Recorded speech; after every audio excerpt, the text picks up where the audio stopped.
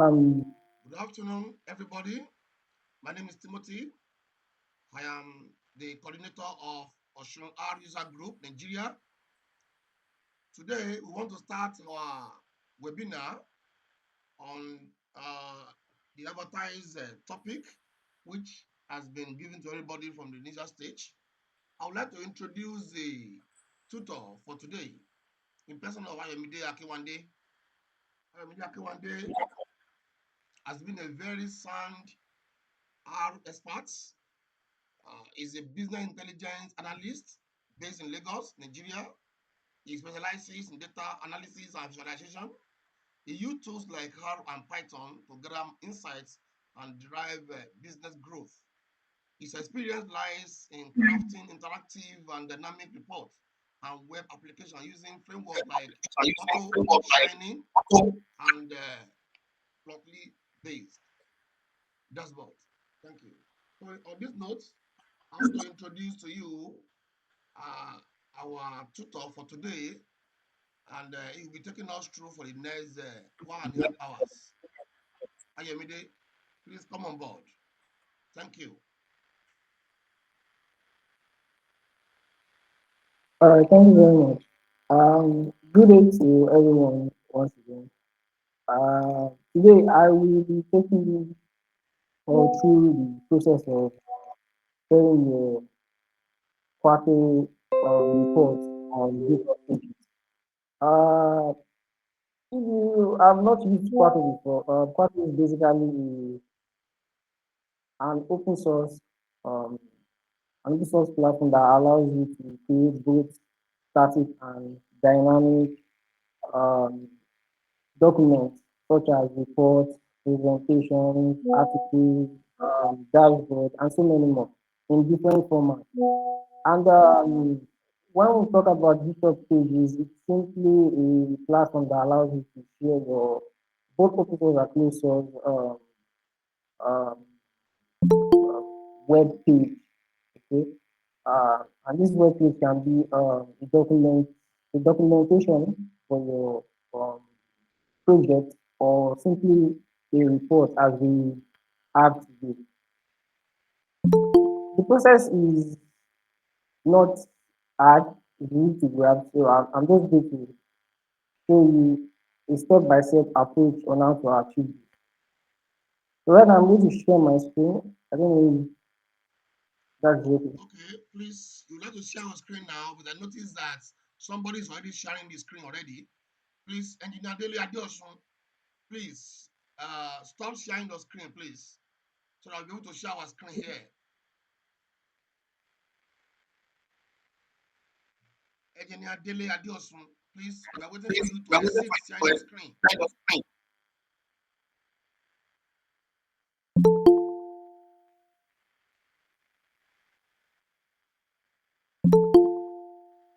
Please give me 1 minute. Let me contact him directly.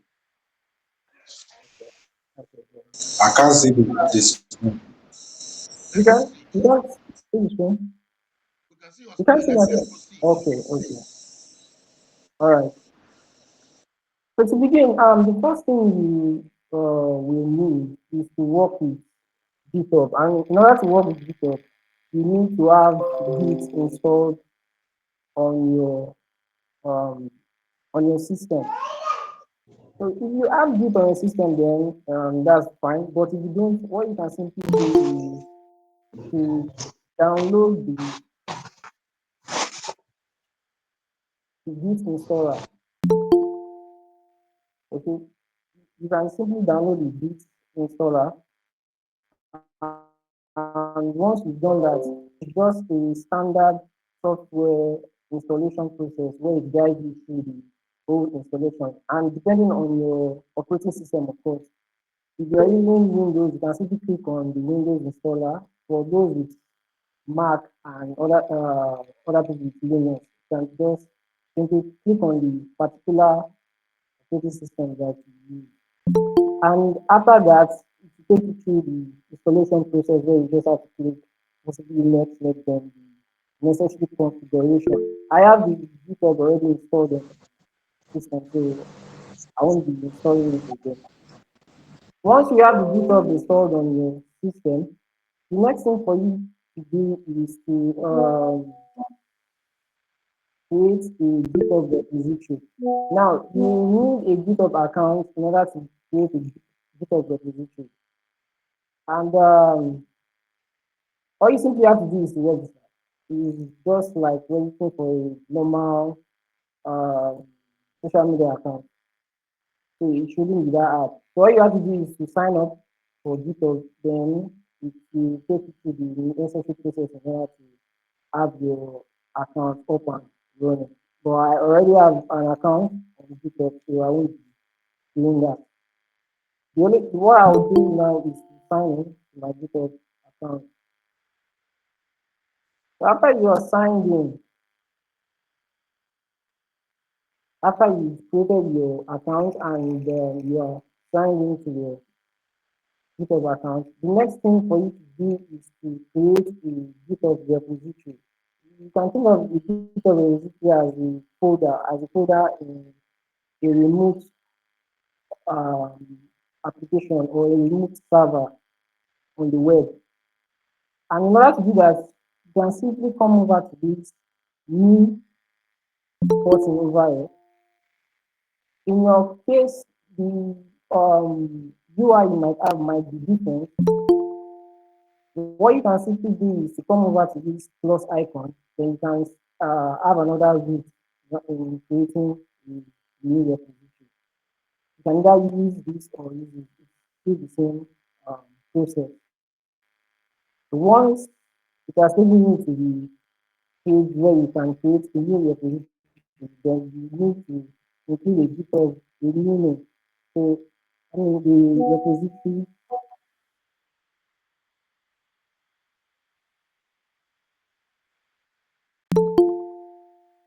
give your repository a particular description. I'll be creating a report on CPI, as Consumer Price Index in Nigeria. Now, for those, there are situations whereby you might want to use a private repository, depending on the content of your project. But for this case, I'll be using a public repository. This is because I'm using a free GitHub account, and in order to use GitHub pages on GitHub, you need to make your repository public. That is what I'm simply doing it. But if you are using a paid GitHub account, let's say a GitHub Pro or an enterprise account, then can have access to the public and private repository. Not create your GitHub page. The next thing I'm going to do is I'm going to add a git new file. Then I'm just going to add a git ignore. For this project, you don't necessarily need a git ignore, but probably when you are working on a more advanced project, you might want to include this git ignore as there are several files that you don't want to push to GitHub. And lastly, a license. Depending on your project, you can include a license to tell people how to utilize the content in your repository. So after you've done all this, after you've created the name, the description, you selected the type of repository you want, the next thing for you to do is to click on create repository. Okay? Once you click on this create repository, GitHub creates a new repository in your GitHub account. So you can have access to the repository by following this link over here. Now, you should think about this, as I said earlier, you should think about this repository as a folder in a remote server, which is what it is. And you have these files available. Now, in order to work with these files, we need to actually get these files locally. We need to connect this particular repository to the local folder we have here. So I'm going to go over to RCU and I'm going to create a new project. So I'm simply going to type on this. I'm going to click on this new project icon over here, which will create a new project. Remember, you have to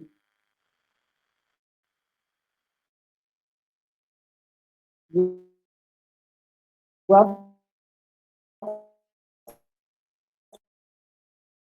to copy it and simply copy the repository URL, which is what um, is right here. Once you've done that, come over to RStudio and come over to RStudio and create a new project. And while creating a new project, you're not going to follow, if you use RStudio before, you're not going to follow the normal procedure of creating a new directory. This time around, you are going to create a version control. I'm going to click on this particular um, link, version control. Then I'm going to click on Git. Once I've clicked on Git, I'm going to paste the URL I copied. This URL, I'm going to paste it right here. And the project directory is going to automatically create a project directory link from my Git repository link that I created earlier. And you can, of course, select the particular directory you want to work with. Then after that, simply click on create project. Now, when you do this, actually it's going to clone all the files that is here. It's going to bring, like what I said earlier, you want to actually bring this particular project into your local system. So what actually is going to do right now is going to clone everything that is in this particular directory, this particular repository. It's going to clone it into your local.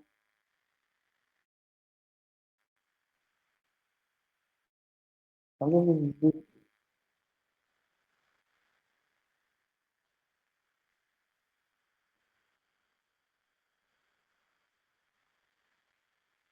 We did not hear your voice again. Is there any problem?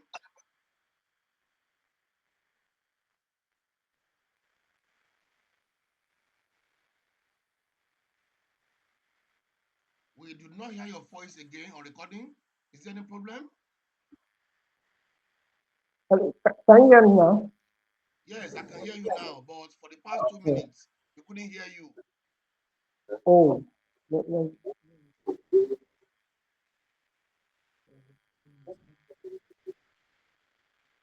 think everything is fine. But you can hear me right now. Yes, we can hear you now. Okay.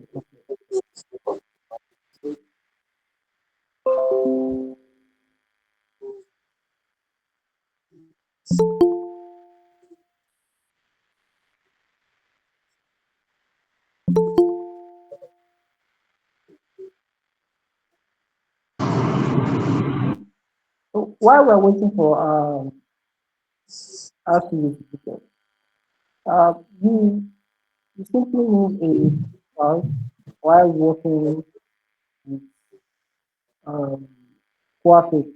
So QUARTO is different from working with the normal art script. And to do that, what you simply have to do is to create a new QMD file, that is the new QUARTO file. So first, I'm going to create an index file. This file is very important as it is what you are going to use to create the report on GitHub. I'm going to create this one. Then next thing, I'm going to create a new file.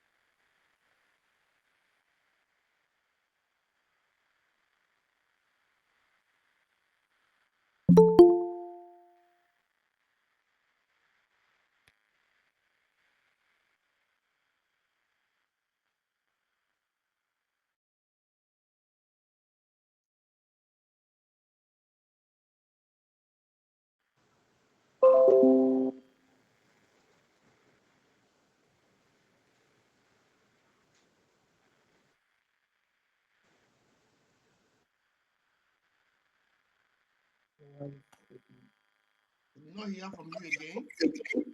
Your voice is not heard here.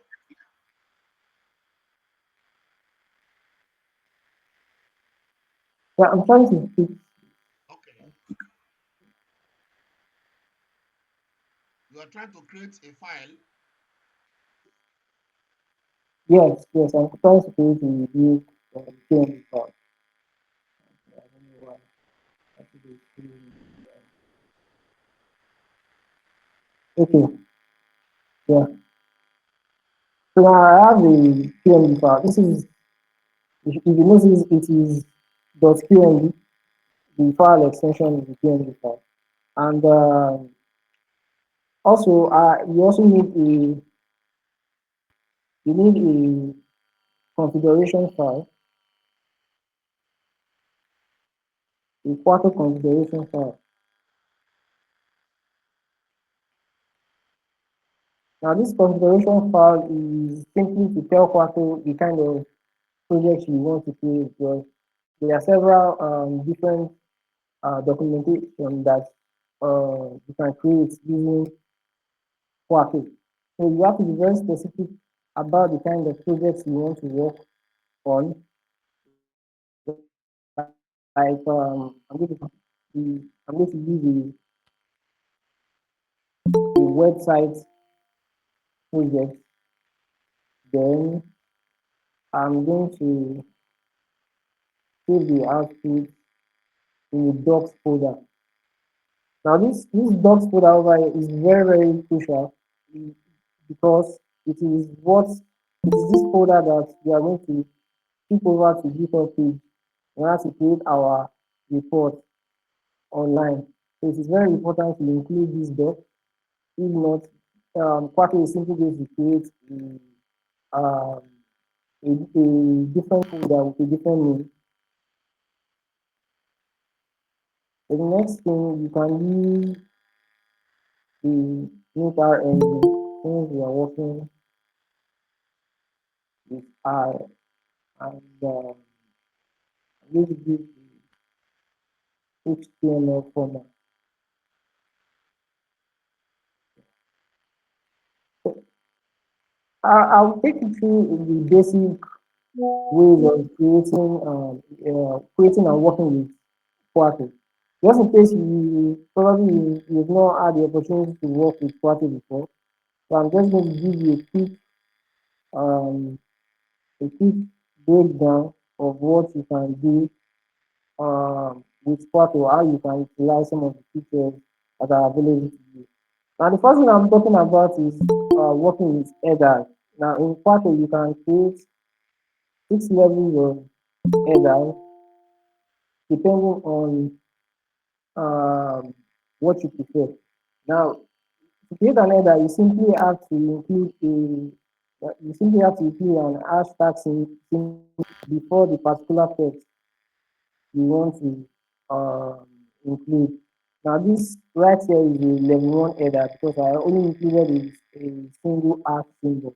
Now, you can create other header levels by including more hash symbols depending on the level you want to include in the final output. Now, if I want to create a third level, all I simply need to do is add more hash symbols. And you can do this up to a level of 6. Okay, you can include either 11 header, 11 header, 11 header, and so on down to 11 header. But what you should know is if you are actually going to include a table of contents in your document, all smaller headers are going to be start inside the bigger header. So right now, if I was to add the table of contents to this particular document, both header 2 and header 3, the content inside this, the content under this two headers are going to be placed inside this level one header. So it's just like working with a normal uh, Word document and giving it probably 1.1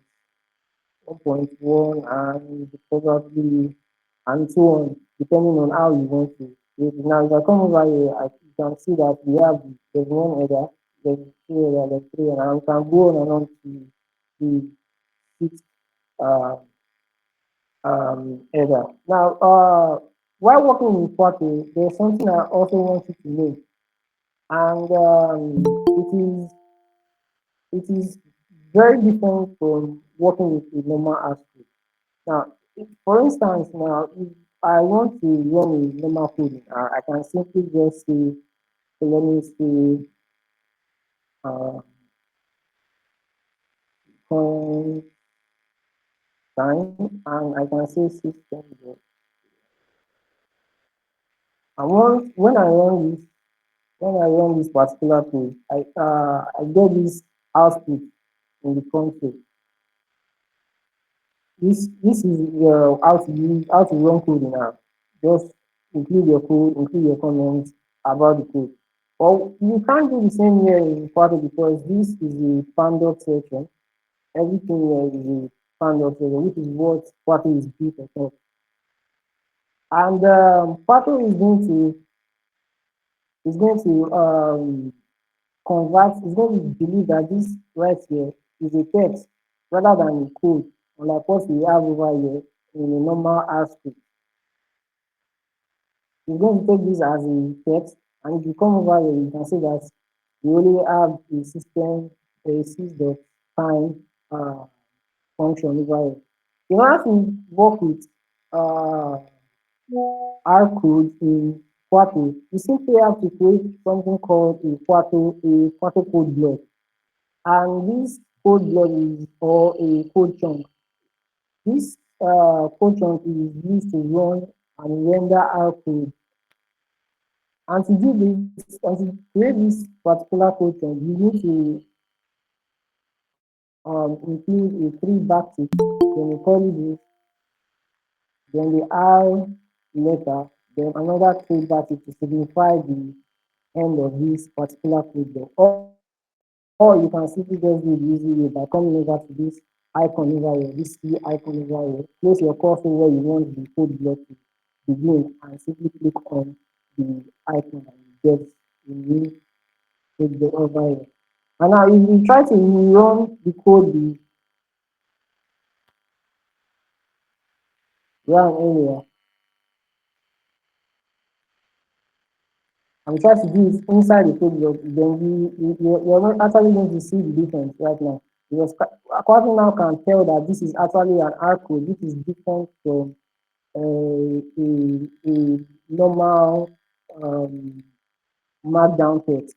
So when I come over here, you actually see that the code is being rendered unlike the way it was previously, where it was just a single text. Now you have the code over here and you have the output directly underneath, which is quite similar to what we have here.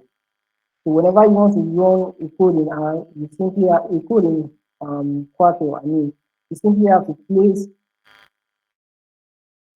in between inside a Quarto code block.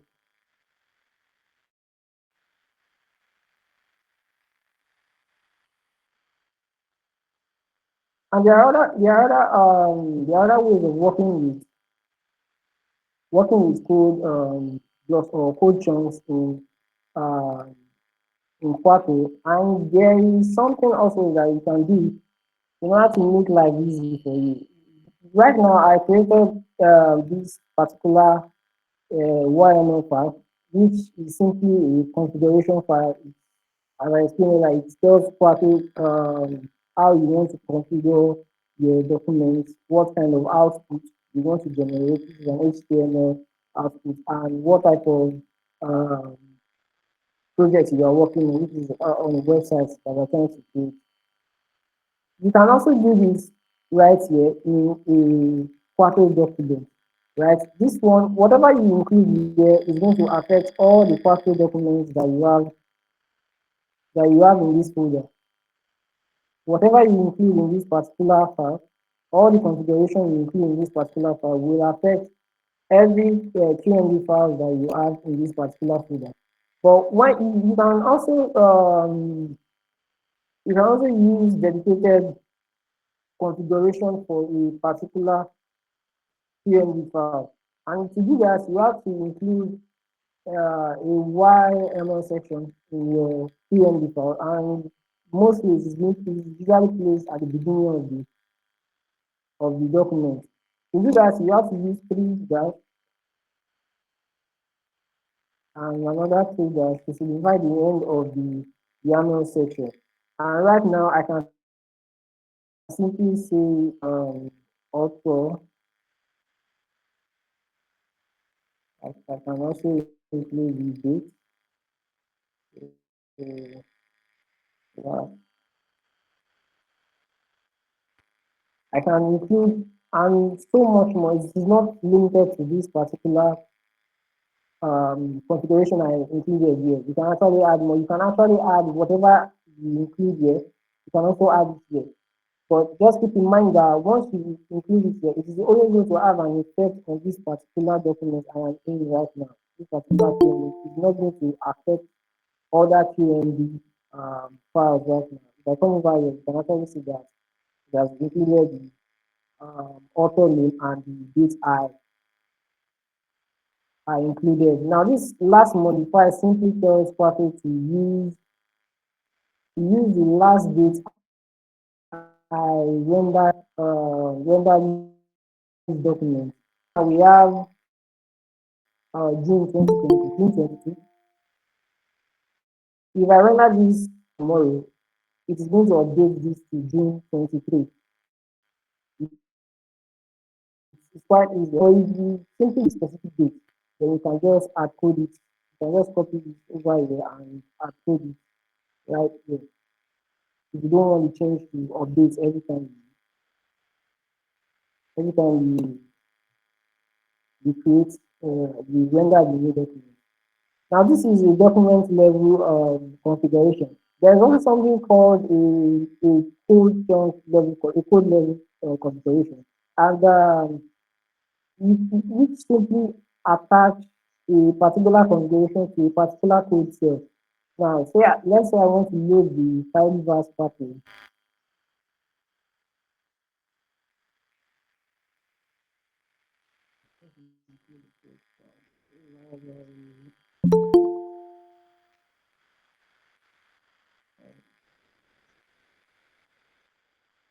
Okay.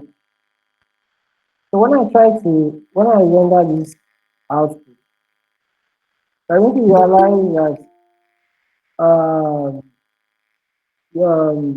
there are several messages and warnings that come along with loading the device package, which is what is expected.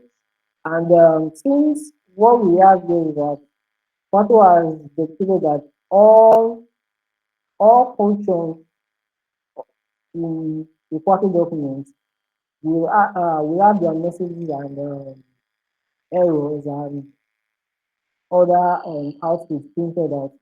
We are going to have this particular message created by the tidy verse package, which tells you the package that is being imported and the conflict around it. You can simply avoid printing these outputs if you do not want to have them in your final document. You can simply avoid printing them by including a code level configuration. Now, to do this, you simply have to put a hash symbol followed by a pipe. Okay, the hash symbol followed by the pipe, then the specific settings you want to add for this particular picture. So when I say warning, and I set this to false, and the message, and I set this to false. By default, they are true. That is why you have this particular output here. So by setting it to false, it simply means that we're telling Quacky to ignore all the warnings and output this particular code here before it generates, and only this particular code cell. Whatever you include here, whatever settings you include in this particular code cell is not going to affect this or any other subsequent code cell in your document. It is just going to be for this. Now you can see that the warnings and messages that was printed out previously is no longer here. And you can do the same thing for errors also. But when working with error, it is quite different from it's quite different from working with warnings because by default, when we say error, it is false, unlike warnings and messages. Errors is false because when we have an error, it tells Patrick to let me simulate an error so I can show you how.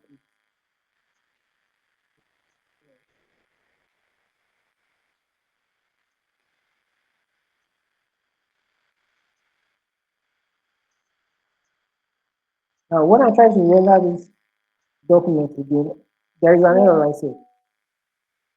When I try to render this document, you realize that the execution gets altered. If you look over here, you're going to realize that the execution has been altered and the error message is printed out.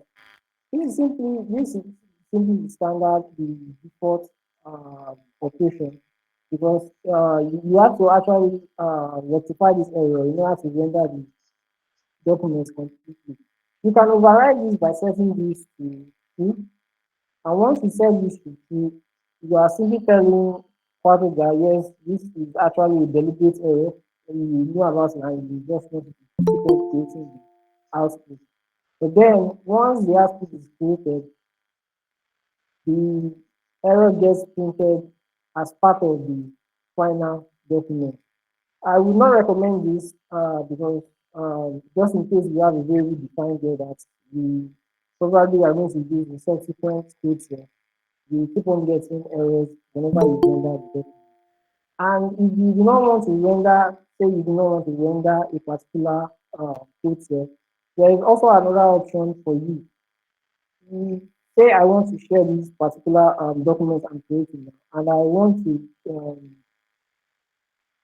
to show people how I created the document, the packaging I use.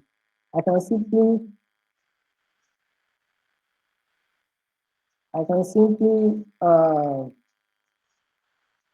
show my users how to reproduce this particular Quato document, and I can do that by telling them the particular packaging I use while creating the document. But I would not recommend you do this because whenever you render this document, every time you click on render, Python tries to run this particular cell as it did for this other one right here. What you simply have to do is to prevent Python from running this cell, what you simply have to do is to include the eval setting, which is by default true, that is to evaluate to run this particular code cell. But you can override this by setting this to false. What you are simply doing right now is you are telling Python not to run this particular cell, this code block right here. Particular cell. Now, if I render this document, you see that the tidyverse package is not being installed. It's not being installed. It's just going to overlook this particular cell and go on to the next code cell and render it subsequently. So you see right there, the only the code needed, but nothing is being rendered yet. And I can also just to show you that there's nothing being rendered there. Let me just use particular code, and we see that if it was being evaluated, this particular output will be generated. But since that we have this evaluation, it's right here because this code cell is not being rendered at all. It is being ignored by Quarto. This is just basic working with code cells. there are other things you can work with in QUARTO. An example is working with a panel view. That it gives you an ability to actually work with CSS. Okay, you can work with CSS, you can work with other uh, frameworks that are dedicated to QUARTO also. And to do this, you have to include three columns at the beginning, then the following then another three columns to signify the end of this particular funded bill. Now, whatever you include here is going to be within this bill. If I can say, let's say, um, this,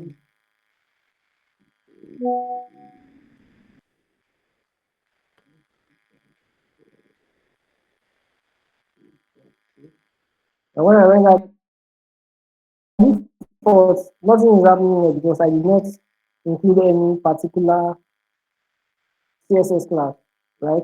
I didn't include any CSS class, I didn't give it any class. So whatever is going to you can actually change some of the appearance. Right now, I can change the background. I can also update the text to white. I can give it a padding of 3 and the margin of 3 also. I can also include an ID, right? Just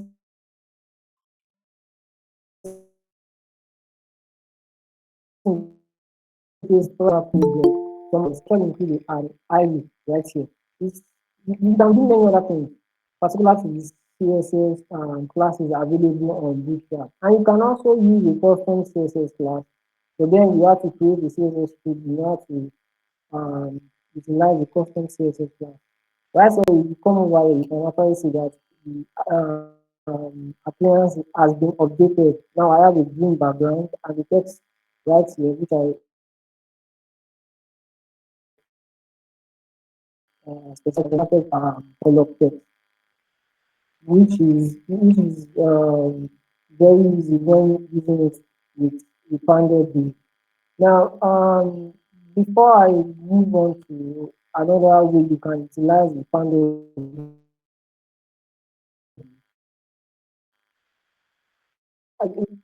in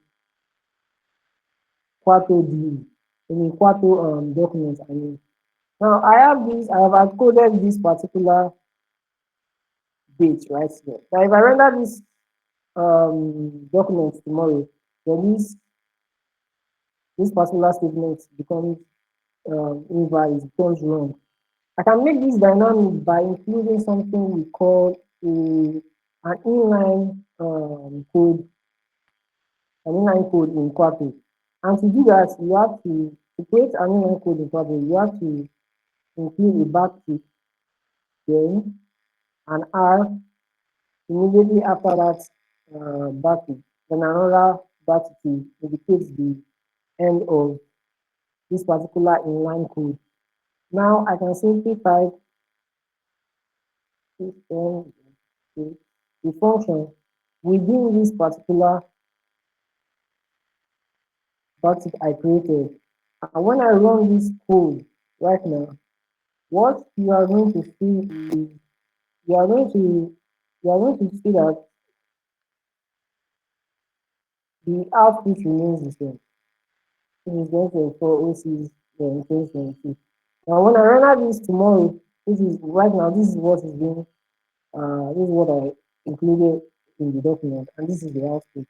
Right now, if I run this code tomorrow again, this date will get updated automatically. So I don't need to worry about anything. I don't need to worry about replacing these text all the time whenever I want to render this uh, particular particular document. Now, before we actually send our files to GitHub, There is another way to use a panel, and one of the most popular ways is to create a tab set panel. Now, a tab set panel is actually useful just in case you want to manage the amount of, not just manage of course, but just in case you want to include a way users can easily navigate towards um, different section of your report or your document. And this is, and to do this, you can simply use a level 2 header and a title for that particular tab. I can include another tab here and so on and so forth. You generally do not have a limit, but depending on what you want, it is important that you, you actually understand the number of tabs you want to include. And when I render this right now, I actually have this tab available. You can navigate to this, you can navigate to the second tab. You can simply add anything you want to add within this first tab and also within this second tab. Let's say I want to create a table. I want to add a table to this document. And I can use the table function and just print out the rectified data.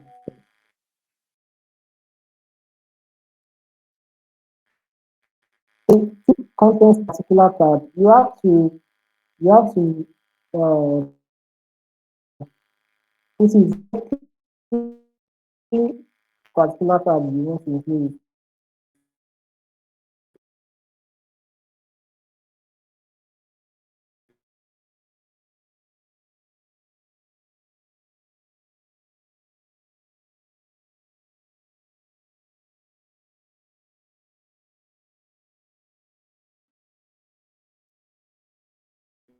Under the tab 2 header, and here I can simply add the plot.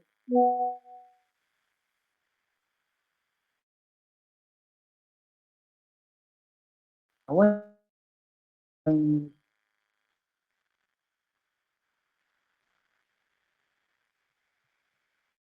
so that you can navigate towards different parts of the document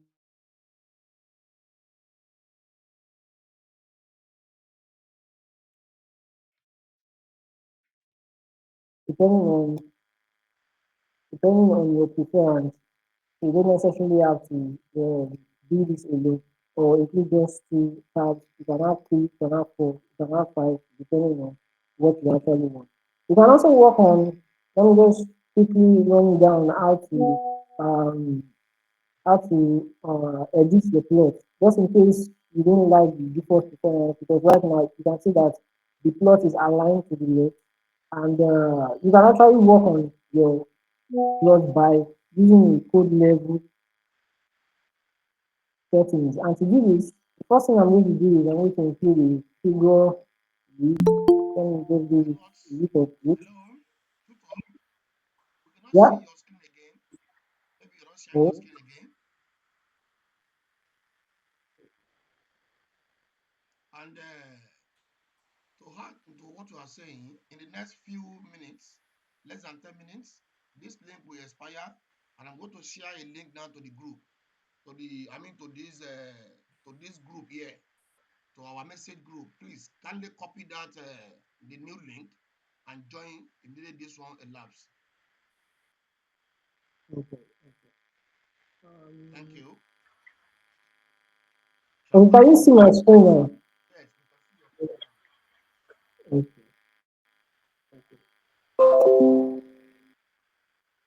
Edit the output of your, how to edit the output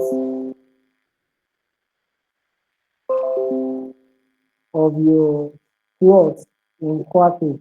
Now to do that, you can simply change the width, you can also change the height and set the height to 5.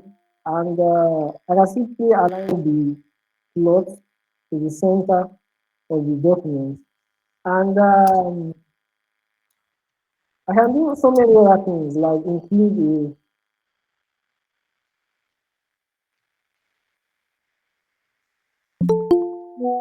a light box which simply allows us to zoom in and out of the plot whenever you want to. Just in case the plot isn't big enough, you can simply this particular code right here allows you to zoom into the plot We cannot or see to have your a different. presentation, please. You You can't did see not. my screen anymore. Yes, you did not share your screen. Um,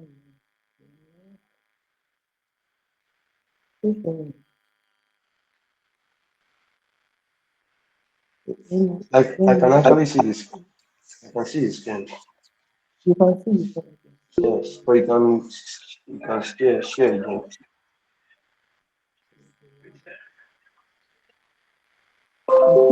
How about now? Yes, Can, I can only see you, but I cannot see your screen yet. I see I'm your actually image. showing you. Right?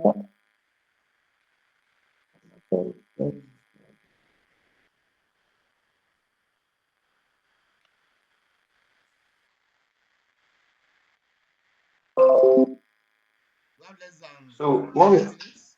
Can we stop this link and join a new link, please, so that we'll be able to have a very good conversation for questions and answers.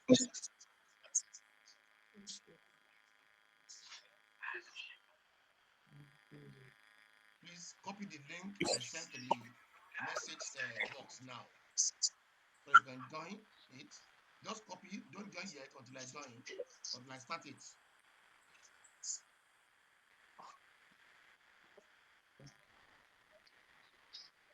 have you joined? Please copy the link I sent to the message box. Just copy the link. Don't join yet until I start the. Yes, I can see people are moving out. Please move out of this link. Please let us move out of this link and join the new link. Thank you. I can see people are moving out. Thank you. So please let's move out of this link, please. Let's move out of this link and join a new link I sent to the message box. Just copy that link.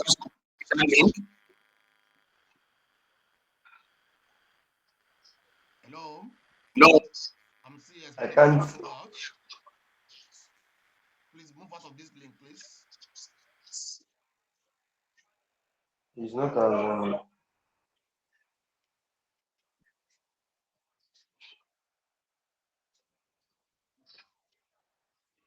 Can you see my screen now? Yes, I can see your screen. Let's Uh, proceed from now.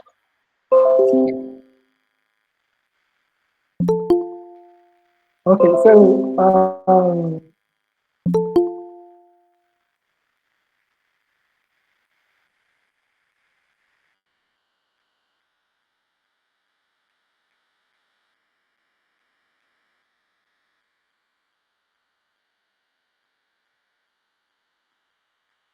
okay, all right.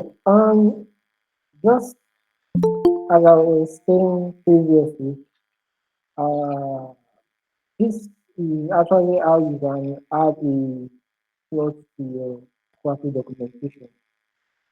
And the options I gave, the settings I gave were simply to increase the width and the height, and also center this plot, make sure that it is aligned to the center of this particular document. And the live book I included, the settings I included there is simply to give it a zoomable option. Okay, so when you click on the plot right now, you can see a much more bigger output of the same particular flood, and you can investigate by zooming in and out however you want to utilize the setting.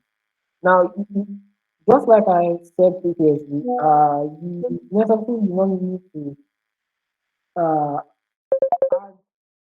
settings on the whole section alone. You can simply add it at a document section, at a document level, which I can do over here, right here. It's still the same thing. It's still going to function the same way as I did while I kept it here. I can also move it to the document level, that is the, or should I say the project level, by simply including it under this particular section, as under the HTML output that I intend to create. And once I render this again, it's definitely going to be the same output as I did right over here. The only change is at all because these three, that's the project level, the document level, and the code level configuration as people doing the same thing. It just gives you the flexibility that just gives you flexibility to utilize all these all these options depending on how you want to use them. So I'm just going to show you some other things that you can include.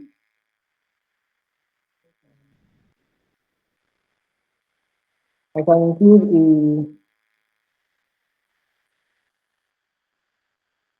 a code fold option in order to Please, can you help us to zoom it so I can see it clearer?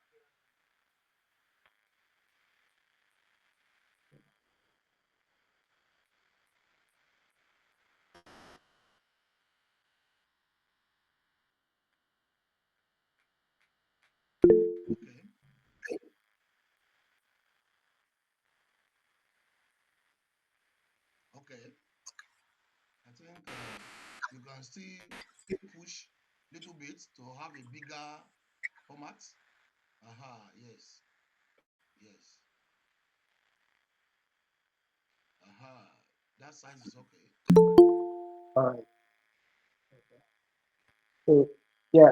So I why I simply do here is to include another segment which is called code fold, and this is to make sure that every code in the document gets hidden by default. Now, your user, just in case you're creating a user or user can simply click on this particular section in order to view the code. They can view the code, they can show the code or hide the code however they like to do it. You can also give them a more general option to um, work with code by simply using a code tool. Okay? When you include this right here, simply um, give them a lot of options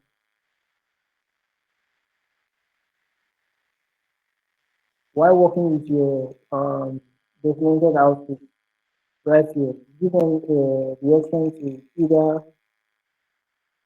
show all the code at once. You can also you can also add all the code at once in case they just want to view the output again. And also you have the option to show the entire source. Okay, so the source right here, which shows how I created this particular document, is also what is included right here. So just in case you want to share it and you want to make it reproducible to everyone, you can simply just add this code to which gives them the option of viewing the entire source code. So this is basically what you do while working with QUARTO documents. This will get you started. Basically, you can utilize everything you've mentioned here while creating your report or presentation. It it contains all the necessary things that can get it started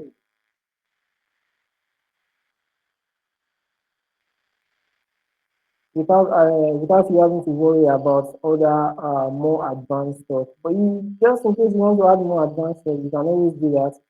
But this basically just shows the overall usefulness of QUARTO and how you can basically use them to create a very nice looking report. Now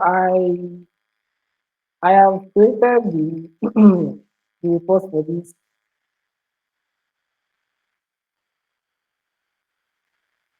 I have created the report for this webinar.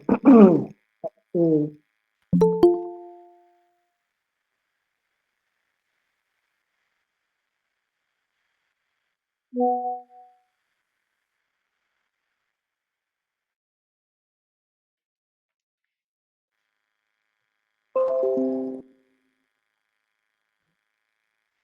Is it time for question and so answer? Are you done? by rendering, I'm almost done. By rendering this, I'm just going to render this. And basically, what I've done here is everything that we've talked about so far. Okay, everything I've done, I've included in this particular output is what we return so far. The headings, the summary of what I have created, and their respective plots and charts.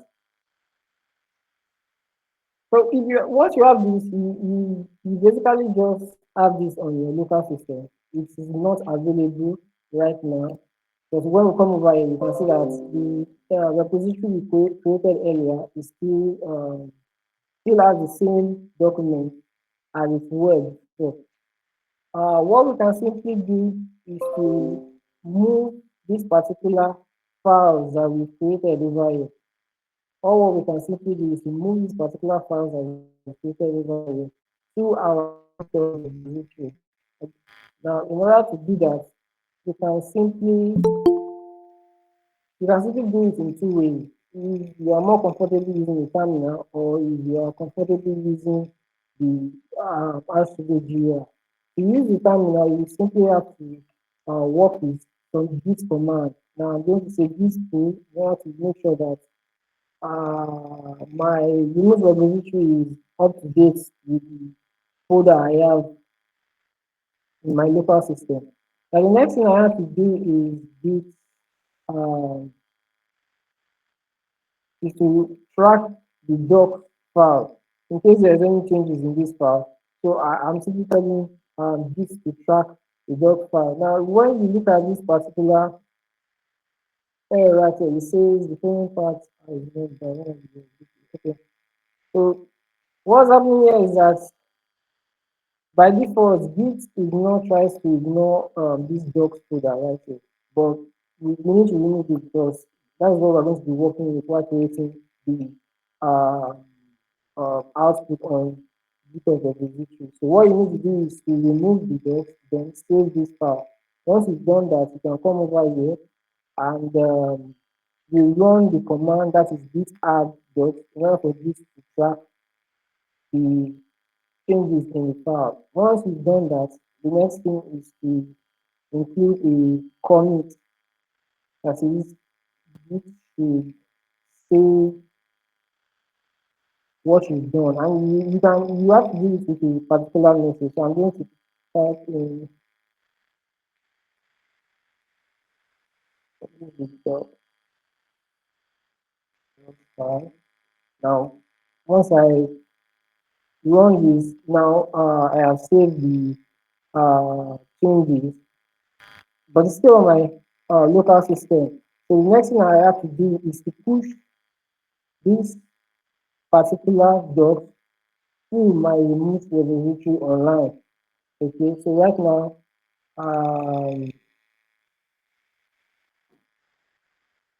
previously it was not previously it was not in my remote repository. So when I reload this page, now you can see that it is now available online. right? So I can give GitHub access to this particular file right now, unlike previously. And just to show you how to do it, just in case you're not comfortable working with the terminal, you can simply use the GitHub and the RCD GUI. And what you can simply do is to click on all the files you want to send to GitHub. Okay, you want to send to your repository, then come over here and click on the commit button. Then you get shown this particular window. So all you need to do is still the same process as I did previously. You can type in the message, simply type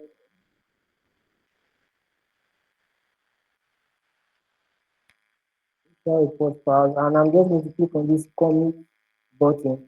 Then once it is done, I can simply close this and push the file to GitHub directly. Now, once this is done, I can go back to my GitHub repository with what I have right here, and you can see that the files are already available on my GitHub. Now, the next thing for you to do is to make this live, make this shareable with people you intend to share it with. And to do that, you have to come to the settings over here. Click on this settings button, then you scroll down at this left side of the navigation. You scroll down to pages, you click on pages, then you get from the GitHub page UI. Then the next thing you have to do is to come down to this branch over here. Then you have to select the branch in which the file is located, which is the main branch. Then you have to click on the folder, which is the docs I created earlier. You have to click on the docs. Then once you've done it, once you click on the main branch where the document is available and you've selected the particular document, then the next thing is to save your changes. Now, once you save your changes, you get alerted by GitHub that the source has been saved. Depending on um, how much content you included in your report or in your document, it might take a while. If you have about 4, 5, 6 pages, it's going to take a while. But if you simply have a single page like what we have right here, which is what we have right here, which is not really that much, then it's simply just going to take about 15 seconds. So all you have to do is just keep reloading the page, keep reloading the page. And once GitHub is done with the rendering process, it will generate a link for you that you can share with everyone in order to give them access to the report online. Now, if you go to this link right now, if you copy this link on place it in your browser and click on go, you can actually have access to this particular file I just created right now without any restriction. So this is basically how you can create a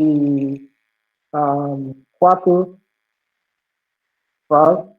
This is what we did over here. And how you can easily share your reports or your analysis with everyone around the world without any restrictions at any time of the day.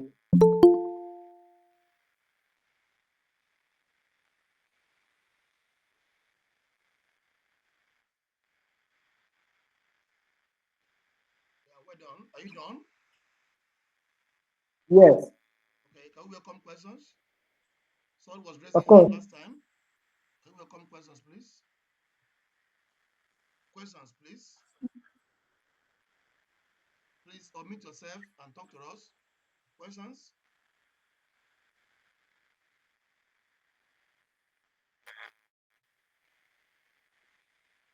Okay, please unmute yourself and talk to us. Let's welcome questions.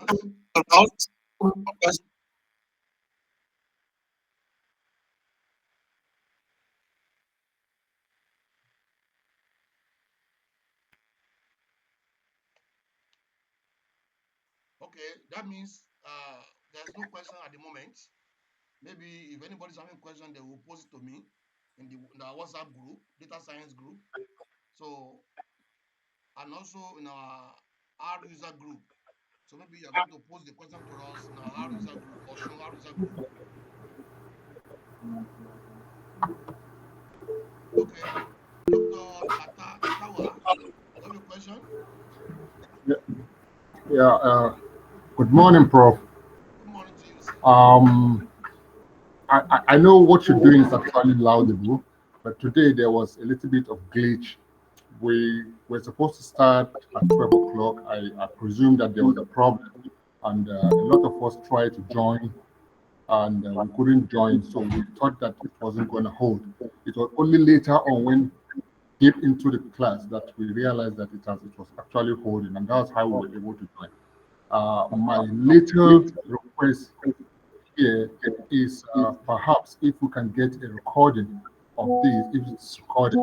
But if it's not recorded, I don't know how we're going to do. Where we find it very difficult to actually to follow what was being done because we actually joined late because of the glitches that was encountered. Thank you. Thank you. Everything has been recorded accordingly. You have the recording in our WhatsApp group. We are going to post it there so you can have it there. So in a few moments, you have it in our WhatsApp group after this class. So when you watch the recording, if you have any question, you can post the question. I will transfer it to the tutor. Thank you very much. Any other view or questions?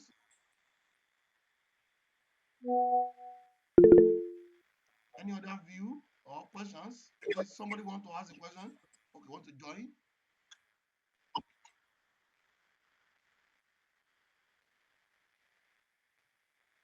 Any other question, please?